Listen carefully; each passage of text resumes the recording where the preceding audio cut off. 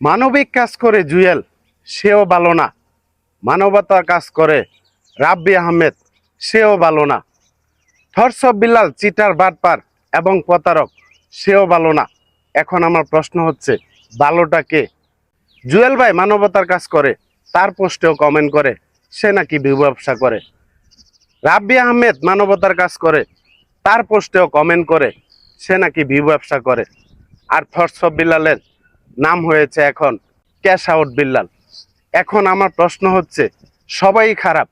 থরসব বিল্লালের পক্ষ হয়ে যারা কথা বলে তারা হচ্ছে চামচা। এখন আমার প্রশ্ন হচ্ছে, তাদের পোস্টে যারা কমেন্ট করে তারা কে? রাব্বি আহমেদ এবং জুয়েল ভাই, তাদের পোস্টে যে মানুষগুলো খারাপভাবে কমেন্ট করে তারা কার চামচা? এই প্রশ্নটা আপনাদের সবার কাছে রেখে গেলাম। আশা করি সবাই কমেন্ট বক্সে উত্তর দিয়ে যাবেন। ধন্যবাদ সবাইকে।